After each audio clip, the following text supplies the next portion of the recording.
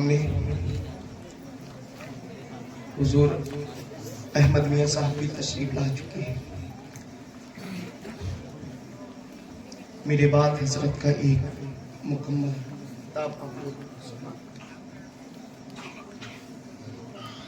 अब हजरत आए तो समझ लो मेरी खत्म कर ली।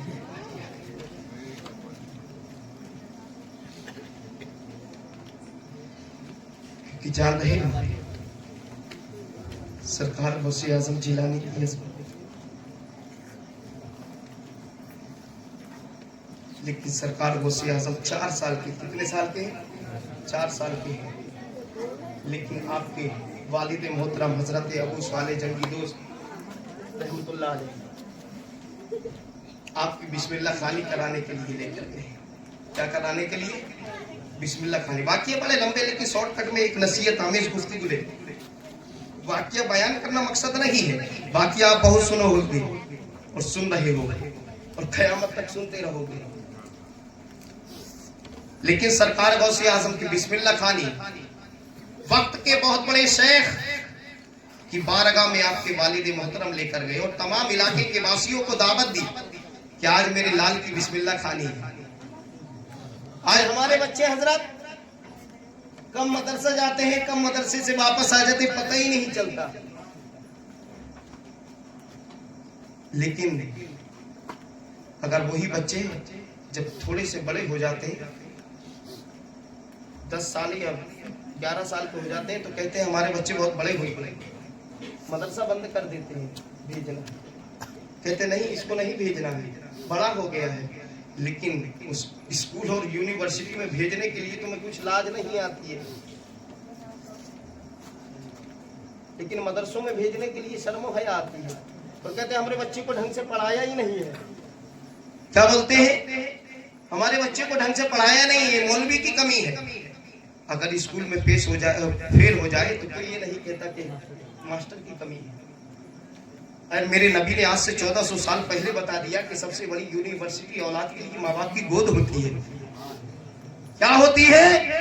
माँ बाप की गोद होती है। और जब जिस यूनिवर्सिटी से वो फेल हो गया, तो कयामत तक वो फेल हो गया। अब इस यूनिवर्सिटी से फेल हो गया बोलो, तो कयामत तक पास होगा? तो कभी नहीं हो सकता। लेकिन कुर्बान जाओ अजमत गौस पर, मैं बता रहा हूँ सरकार गौसे आजम की बिस्मिल्लाह खानी कराने के लिए जब लेकर गए आपके वालिद मोहतरम, तो उस इलाके का कोई इंसान और कोई औरत बाकी नहीं थी जो अपने लालों की कलाई को पकड़कर मदरसे में ना लेकर आ गई। क्यों? कि जब सरकार चलते हैं, गौसे आजम चलते हैं, तो उनकी चलने की तरह कोई चलता नहीं है, इनके बोलने की तरह कोई बोलता नहीं है। जैसे ही सरकार गौसे आजम है उस्ताद मोहतरम की बारगाह में पहुंचे हैं, तारीख बताती है, जैसा कि और बच्चों को बैठने का ढंग भी बताया जाता है, उनको सलीका भी बताया जाता है, लेकिन मेरे गौस को बताया नहीं, ना सलीका ना ढंग। गौसे आजम खुद ब खुद बैठ गए हैं। लेकिन जैसे ही उस्ताद ने कहा है, ए बेटा आज तुम्हारी बिस्मिल्लाह खानी है, चलो पढ़िए। आपने औज़ुबिल्लाह बिस्मिल्लाह उस्ताद मोहतरम ने पढ़ी है, आपने भी पढ़ लिया है। अब इधर कुरान पढ़ने के लिए आपके उस्ताद मोहतरम बोलते हैं, बेटा पढ़िए अल्हम्दुलिल्लाहि रब्बिल आलमीन। जैसे ही सूरह फातिहा की तिलावत की है, लेकिन आप खामोश हो जाते। क्या हो जाते हैं? खामोश हो जाते हैं, लेकिन पढ़ते नहीं है। अब उस्ताद इधर से इसरार कर रहे हैं, इधर से इनकार हो रहा है, कुछ बोल नहीं रहे हैं, कुछ बोलते नहीं है। सरकार गौसे आजम बैठे के बैठे ही रह गए। अब वो उस्ताद जलाल में आकर कहते हैं, अरे अब्दुल कादिर पढ़ते क्यों नहीं हो? अपने रब के कलाम को पढ़ो ना, कुरान अजीम को पढ़ो ना। जब इतना कहा है, सरकार गौसे आजम ने सूरह फातिहा को भी पढ़ दिया है, पहला पारा भी पढ़ दिया है, दूसरा पारा भी मुकम्मल पढ़ दिया है, तीसरा तीसरा पारा भी मुकम्मल पढ़ दिया है, चौथा पारा भी मुकम्मल पढ़ दिया है, मुकम्मल 10 पारों को सरकार की बारगाह में सुना दिया है। लेकिन गौसे आजम को उस्ताद देख रहे हैं, देख से देख कर हैरत कर रहे हैं कि अभी पढ़ने के लिए बोल रहा था तो पढ़ भी नहीं रहा था, अब तो रुकता भी नहीं है। अब मामा समझ में नहीं आ रहा है ये क्या मामला है कि अभी पढ़ने के लिए कह रहा था, पढ़ भी नहीं रहा था, अब तो रुक भी नहीं रहा है। सरकार गौसे आजम ने 11वां पारा मुकम्मल पढ़ दिया है, 12वां भी पढ़ दिया है, 13वां भी पढ़ दिया है, 14वां भी पढ़ दिया है, 15 पारों को मुकम्मल पढ़ दिया है। तमाम इलाके के वासी हैरान है, लेकिन अब्दुल कादिर ने 15 पारे मुकम्मल हिफ्ज़ कुरान सुना दिया है। तमाम हैरत से देख रहे हैं, हैरत से देखते चले जा रहे हैं। 16वां भी पढ़ दिया, 17वां भी पढ़ दिया। एक रवायत में है आपने 18 पारे मुकम्मल हाफिज कुरान बनकर सुना दिए हैं। अब अंदाजा लगा लीजिए, जब 18 पारे सुना दिए हैं तो हैरत से उस्ताद देख रहे हैं, तमाम मजमा भी हैरत से देख रहा है आखिर ये क्या हो गया कि पहली मर्तबा मदरसे में आया है लेकिन 18 पारों का हाफिज बन गया। पहली बिस्मिल्लाह खानी आज हुई है, 18 पारों का हाफिज बन गया। उस्ताद बोलते हैं ऐ मेरे सागिर अब्दुल कादिर आगे और पढ़िए ना। कहा सरकार मैंने यही तक याद किया था, आगे पढ़ नहीं सकता हूँ। बोले तुमने कैसे याद कर लिया? पहला मदरसा आज है, पहला दिन आज है, पहली नशिस्त आज है, लेकिन तुमने कैसे याद कर लिया?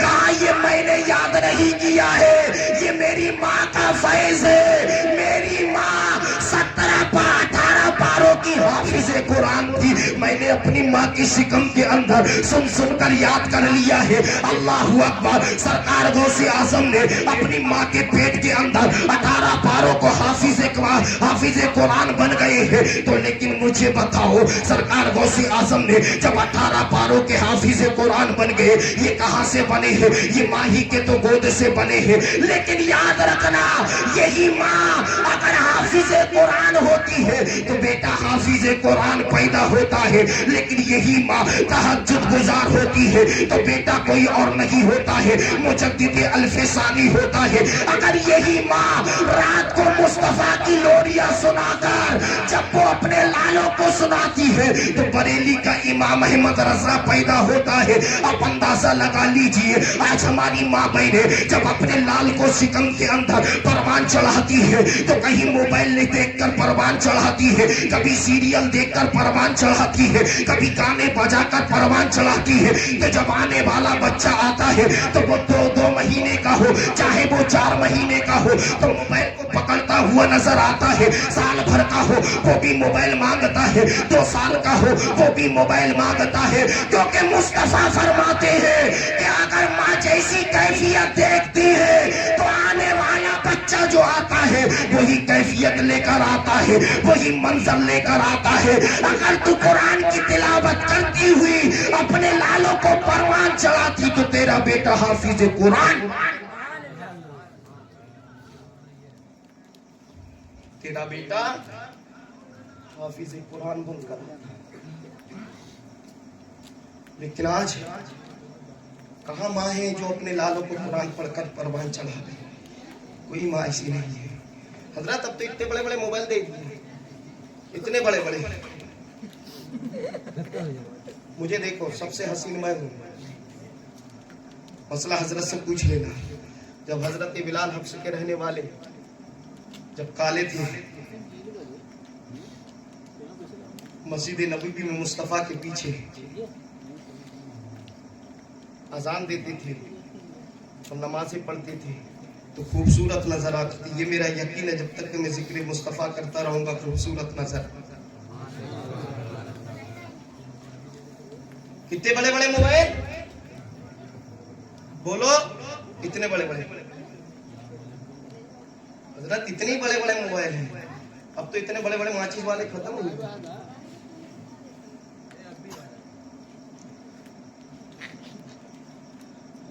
वो दूसरी फीलिंग के लोग हैं जो इतना बड़ा देते हैं, मुझे उस तरफ नहीं जाना। लेकिन नौजवानों से माफी चाहूंगा, लेकिन ये बड़े बड़े मोबाइलों से बंद कर दो, क्योंकि मियाँ बीबी के अंदर अगर फुतूर पैदा करता है ये मोबाइल ही करता है। अगर तलाकें बाकी होती हैं इसी मोबाइल से होती हैं।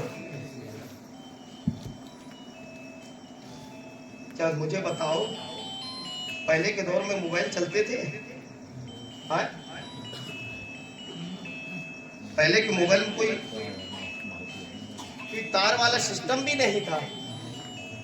जब सरकार गौसे आजम ने बगदादी मोहल्ला के अंदर ये ऐलान किया था, मेरा कदम तमाम वलियों की गर्दनों पर है, तो पूरी दुनिया के अंदर ये सदा गूंजी थी। तो उस वक्त भारत का राजा कहीं और नहीं था, वो खुरासान की पहाड़ी में इबादत महू था। तो सरकार गरीब नवाज ने वहीं पर अपनी गर्दन को झुकाकर कहा था, एक गौसे आजम रखिए ना, एक गौसे आजम इस सर पे रखिए ना, इस सर पर रखिए ना, जहां चाहे आपका कदम रखिए ना, जहां मन कहे वहां रखो ना। आप अंदाजा लगा लो, उस वक्त कोई फोन नहीं था तो पूरी दुनिया गूंज रही थी। लेकिन याद रखना, आज तुम भरोसा कर रहे हो ये 2 इंच के मोबाइल पर। ये मोबाइल क्या है, खत्म हो सकता है। बैटरी क्या है, डाउन हो सकती है। डिस्प्ले क्या है, खत्म हो सकता है। ये मेमोरी क्या है, ये फूट सकती है। ये चिप क्या है, ये टूट सकती है। ये सिम क्या है, खत्म हो सकते हैं। लेकिन याद रखना, हम गौसे आजम के दीवाने हैं। लोहे की मशीन पर भरोसा नहीं करते, हम भरोसा करते हैं तो अताए रहमतुल लिल आलमीन इस पे करते हैं। तो इसलिए इन मोबाइलों को छोड़, मेरी माँ बहनों, अगर तलाक से बचना है इस मोबाइल को छोड़ दो। हजरत 2013 या 14 की बात है, कानपुर से एक पेपर निकलता है, कानपुर या ये लखनऊ से, सुन्नी नई दुनिया। तो सितंबर की बात रही है, तो उसमें लिखा हुआ था एक नौजवान रात की तारीकी में सो रहा था, तो वो कुछ आदत से बाहर चला गया। कई घंटे बीत गए, तो रात में उसकी शरीके हयात ने, उसकी बीवी ने चार्जिंग पर मोबाइल लिया। मोबाइल लेकर शौहर के सिरहाने रख दिया। जैसे ही वो रात की तारीकी में वो आया, घर के अंदर घुसा, बीवी तो उसकी बेहोश होकर सो ही रही थी, नींद में मशगूल रही है। तो अचानक जैसे ही उसने देखा मोबाइल की, अचानक लाइट जली। क्या जली? लाइट जली। उस समय तो बड़का मोबाइल चल ही नहीं रहे थे ज्यादा, तो वही छुटका वाले चल रहे थे, इतने बड़े बड़े छोटे छोटे मोबाइल सादा। तो अचानक जब लाइट जली है तो उसने पढ़कर देखा, तो उसमें लिखा हुआ था ब्यूटीफुल। क्या लिखा हुआ था? ब्यूटीफुल लिखा हुआ था। अरे बाप रे, जब रात में 1:30-2 बजे जब मैसेज आ गए तो समझ लो कि शौहर का दिमाग क्या करेगा। समझ गए? तुम्हारे जैसा होता तो तलवार निकाल के कत्ल कर देता। अंदर गया है कोने में, एक लाठी को निकालता है और निकालने के बाद बीबी चारपाई पर सो रही है। ले लाठी दे लाठी, ले लाठी दे लाठी, मारता चला जा रहा है। लेकिन वो मजलूम है, सस्कियां लेकर कहती है, मेरे सरताज तू क्यों मार रहा है? मेरी खता क्या है, खता बता दे। मेरी कौन सी ऐसी गलती है, गलती बता दे। लेकिन वो जालिम है, मारता चला जा रहा है। लेकिन उस मजलूम पर कोई रहम नहीं आया। अचानक कुछ देर के बाद जब तरस आया है, कहता है मेरे मेरे सरदार, ये तो बता दे मेरी कौन सी गलती थी। वो मजलूम भीख मांग रही है, मेरी गलती बता दे, मेरा कसूर बता दे। आखिर मेरा कौन सा कसूर है? बोले बताओ कि मेरी आड़ में तू किससे ताल्लुक रख रही है? ये रात के 1:30 बजे तुझे मां मैसेज कर रहा है, तेरे हाल चाल पूछ रहा है, कहीं ब्यूटीफुल लिख रहा है, कहीं ब्यूटी लाइक करके भेज रहा है। ये मामा समझ में नहीं आ रहा है किससे तेरा राब्ता है। अल्लाह अकबर, किससे तेरा राब्ता है? तो वो मजलूम सस्कियां लेकर कहती है, सरताज अगर मोबाइल मेरे हाथ में दे दे, मुझे दिखा दे तो मैं उसको देखूं। तो जैसे ही मजलूम खातून ने उस मोबाइल को लिया है, जैसे ही बटन दबाया है, तो उसमें ब्यूटीफुल नहीं लिखा था बल्कि बैटरी फुल लिखा हुआ था। क्या लिखा हुआ था? बैटरी फुल लिखा हुआ था। आज तुम्हें याद रखना, ये तुम्हारे मोबाइल की जरूरत नहीं है। ये तुम्हारे, आज तुम मोबाइल चला रहे हो, इसकी तुम्हें जरूरत नहीं है। आज तुम्हें जरूरत है तो तुम्हें कलम की जरूरत है। अगर ये तुम्हारे हाथ में कलम होगा तभी तो दुनिया के अंदर फतेह और कामरानी का झंडा लहरा सकते हो। क्योंकि आने वाला दौर इतना भयानक दौर आएगा, ना तोर से जीत पाओगे ना तलवार से जीत पाओगे। जिसकी औलाद के हाथ में कलम होगा वही फतेह का झंडा लहरा। इसलिए अपनी औलादों को पढ़ाओ। गैर कौमें इतनी तलकीन दे रही है कि अपनी औलादों को पढ़ाओ, लेकिन ये इतनी गैरत कौम है कि जो पढ़ाने पर आमदा नहीं है। कहते हमारे बेटे डॉक्टर नहीं बनेंगे। कौन कहता है? पहले हौसला तो रखो। तुम अंगूठे छाप रहोगे, औलाद को भी रखोगे। कम से कम अपना फ्यूचर देख के तो अपनी औलाद के नसब को कि हम कुछ ना दुनिया में रहकर किए, कम से कम हमारी औलादें कर ले, हमारी औलादें कर ले। ये मोबाइल क्या है? ये तुमको तलाके करा देगा। मोबाइलों को बंद कर दो। क्योंकि बताओ मोबाइल की क्या जरूरत है इनके पास? बिजली इनके पास नहीं है, कारोबार इनके पास नहीं है, फैक्ट्रियां इनके पास नहीं है, तो फिर इनको मोबाइल की क्या जरूरत है? मोबाइल की क्या जरूरत है? अगर अच्छी भाई बनना चाहते हो तो इन बहनों के हाथ से मोबाइल छीनो। अच्छी बाप बनना चाहते हो तो इन बेटियों के हाथ से मोबाइल छीनो और इनके हाथों में कुरान दे दो। जब कुरान दे दोगे तो इन्हें तहजीब व तमद्दुन सलाम करता नजर आएगा। और जिस घर से जाएंगी, घर से निकलेंगी, अपने ससुराल जाएंगी तो जमाना यही कहेगा कि फलाने की बेटी जा रही है, लेकिन मसीहत पुकार कर कहेगी सैयदा फातिमा की करीब। वक्त नहीं है गुफ्तगू का, बस यही समझ लो। परवरदिगार आलम कुरान मुकद्दस के अंदर इरशाद फरमाता है, या अय्युहल्लज़ीना आमनु तक़ुल्लाह व कूनू मअस सादिक़ीन। ऐ ईमान वालों, अल्लाह से डरो और सच्चों के साथ। लेकिन सच्चे कौन है? बोलो, सच्चे कौन है? मेरे मुस्तफा सच्चे हैं, तमाम अंबिया किराम सच्चे हैं, मुस्तफा के तमाम सहाबा सच्चे हैं, ताबीइन सच्चे हैं, ताबीइन सच्चे हैं, तमाम औलिया किराम सच्चे हैं। आज तो बहुत सारे सच्चे कहा कि हम पीर साहब हैं, हम सच्चे हैं। समझ गए? जितना टेढ़ा डंडा होगा कहाते हुई वो सबसे बड़ा पीर है। बड़का बड़का लंबा लंबा बाल रखेगा कहाते सबसे बड़ा पीर है। जब पीर साहब चलाते तो पीछे से देखो, पता ही नहीं चलता है कि आप जा रही हैं या आप जा रही हैं।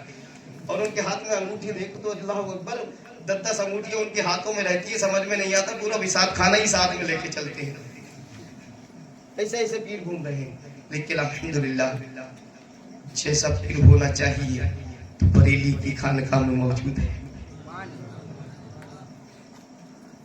पीर वो होता है जिसको देखकर खुदा याद आ जावे। पीर वो होता है जिसको देखकर मस्जिद की नमाजें याद आ जावे, मस्जिद की सफे याद आ जावे। वह पीर वो होता है जिसे देखकर हमें अपनी सजदागाह याद आ जावे। और पीर वो होता है जिसे देखकर मुस्तफा की अदाएं। और वही आज हमारे जौनपुर के अंदर एक खानकाह आज भी जिंदा है। बोलो, ऐ तड़पकर बोलो, एक खानकाह आज भी जिंदा है। जिस खानकाह को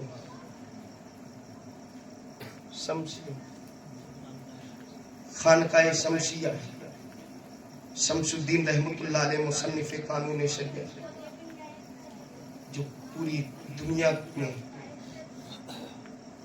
जिससे सलीका जिंदगी हम लेते हैं, जो मुस्तफ़ा की शरीयत को अपने सीनों में महफूज करते हैं, उसी रहल पर रखकर पढ़ने वाली किताब का मुसन्निफ वो बरेली शरीफ में आराम नहीं कर रहा है, इसी जौनपुर में आराम कर रहा है। आज उसी अल्लाह के वली का एक पोता आपकी निगाहों के सामने अहमद मियां मुतज़िल्लुल आली रौनक की स्टेज है, ये बताएंगे आज वही बरेलवियत की वही शान और अबान लेकर आज जो आप लोगों के दरमियान आया है, वो अहमद मियां आपकी निगाहों के सामने है। शहजादा शमसुल औलिया मुफ्ती इशामुद्दीन साहब के साहबजादे अहमद मियां साहब रौनक के स्टेज है, आप इनकी जियारत कीजिए। आज वही मिशन जो इमाम अहमद रजा ने पूरी दुनिया के अंदर मुस्तफ़ा जान रहमत सल्लल्लाहु ताला अलैहि वसल्लम की मोहब्बत का पट्टा जो आज पूरी दुनिया में पहनाया है, तो आज उसी पट्टे को लेकर आप लोगों के दरमियान अहमद मियां तशरीफ फरमा। यही लोग वो सच्चे हैं। ये तो बहुत सारे टेढ़े मेढ़े घूम रहे हैं, कोई चप्पल सा है, कोई जूते सा है, कोई ये सा है, कोई वो सा है। ये इमाम अहमद रजा खान फाजिल बरेलवी के दीवाने आज बैठे हुए, क्योंकि इमाम अहमद रजा वो इमाम अहमद रजा है जिसने हमारी दिलों के अंदर मोहब्बत रसूल को, मोहब्बत रसूल की शमा जो जलाई है, रोशन की है, वो कोई और नहीं है, बरेली का ताज। आज हम इमाम अहमद रजा को क्यों याद करते हैं? याद रखना, इमाम अहमद रजा वो है कि जिसने हक और सदाकत की बुलंदियां हमको दिखाई है। इमाम अहमद रजा वो है जिसने शरीयत मुस्तफा पर चलने का शऊर बताया है। इमाम अहमद रजा वो है जिसने मुस्तफा जाने रहमत की किरणें पूरी दुनिया के अंदर आम किया है। लेकिन याद रखना, आज दुनिया में इमाम अहमद रजा को न जाने क्या क्या बकवास करते हैं, तुम्हें पता नहीं है। जब मेरा इमाम अहमद रजा खान फाजिल बरेलवी जब यही हज बैतुल्लाह के लिए जब गुजरात की सरहद पर पहुंचा था, तो किसी चाहने वाले ने कहा था, मेरे इमाम अहमद रजा अपनी जुबान में थोड़ी नरमी लाया करो, जब अकीदों से गुफ्तगू किया करो तो थोड़ी नरमी लाया करो। तो मेरे इमाम अहमद रजा ने कहा था, खामोश रहो वरना जुबान खींच ली जाएगी। तुम्हें पता नहीं है ये वाजिबुल कत्ल है, इन्हें कत्ल करने का इरादा है, ये इनको कत्ल करने का हुक्म है। मेरे पास वो तलवार नहीं है जो जुल्फ़िकार हजरत अली के हाथ में थी। तो उसी वक्त चाहने वाले ने कहा था, मेरे इमाम अहमद रजा तलवार नहीं है तो क्या हुआ, कलम तो है, कलम तो है। तो यही वजह है जो काम अली ने अपनी जुल्फ़िकार से लिया था, वही काम इमाम अहमद रजा ने अपने कलम, वही काम इमाम अहमद रजा ने अपने कलम से लिया है। आज उसी इमाम अहमद रजा पर तुम उंगली उठा रहे हो। उन लोगों के लिए ऐलान है कि इसको उल्फत का उन्हें हथियार देना चाहिए, इसको उल्फत का उन्हें हथियार देना चाहिए। प्यार जो करता है उन्हें प्यार देना चाहिए। और मसलक अहमद रजा से जो भी रखता है जलाल, बीच चौराहे पे इसको मार देना चाहिए। और यही डंके की चोट पर बोलता हूँ कि रोशनी अपनी निगाहों की बढ़ाकर चल दिए, रोशनी अपनी निगाहों की बढ़ाकर चल दिए। हम बरेली शहर का सुरमा लगाकर चल दिए। और जिस तरह पिशान से गुजरा मेरा अहमद रजा, बदअकीदे भेड़िए सब तुम बदअकीदे भेड़िए सब तुम दबा कर चल दिए। वक्त नहीं है कुछ गुफ्तगू करो, बस यही सोच लो कि यही सच्चे लोग हैं।